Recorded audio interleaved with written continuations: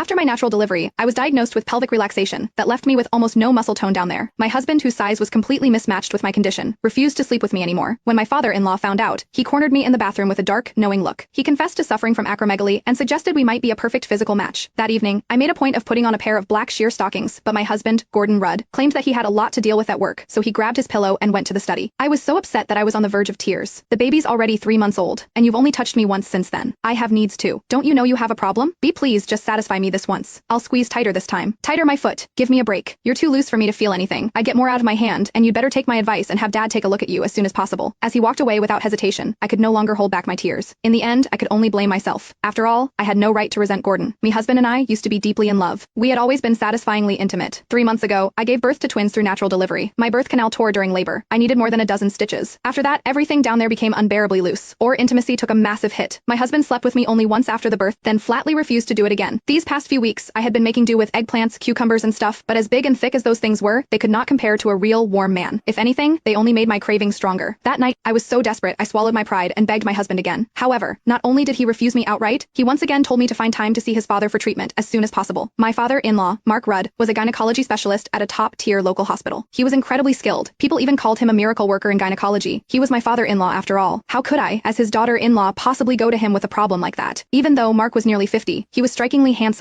He always wore a pair of gold-rimmed glasses that made him look refined and scholarly. He kept himself in excellent shape too. His body was firm and muscular, radiating a kind of mature masculine charm. Ever since Gordon stopped touching me, I had fantasized about Mark more than once. If he were really the one examining me for that condition, I would probably lose control and humiliate myself beyond belief. If that had happened, I would be too ashamed to even show my face in this house. While I was lost in my tangled thoughts, the sounds of intimacy drifted faintly through my in-laws' room next door. The noises were unmistakably heated. It was obvious that Mark had Janet pinned beneath him. He was thrusting hard, as Janet's breathless gasps and soft moans continued through the wall. I actually found myself feeling envious and jealous. If only I were the one underneath Mark. The thought sent what was left of my smoldering desire roaring back to life and burning hotter than ever. I could not help squeezing my thighs together and rubbing them against each other for friction. Just then, raised voices suddenly came from the room next door. Janet was loudly protesting. Mark's voice followed. He was coaxing her. I was stunned. Apparently, Mark was so vigorous that Janet could not handle it anymore. She refused to continue, no matter how much he lowered his voice and begged her. You're enormous, and you go on for over an hour every time. If you really want it that badly, go find a prostitute. God, over an hour. That must feel incredible. Some people were dying of thirst while others drowned. Mark's size and stamina were astonishing, yet Janet treated it like a burden. Meanwhile, I was empty and aching with need, yet Gordon would rather take care of himself than touch me even once. The world really was not fair. With a sigh,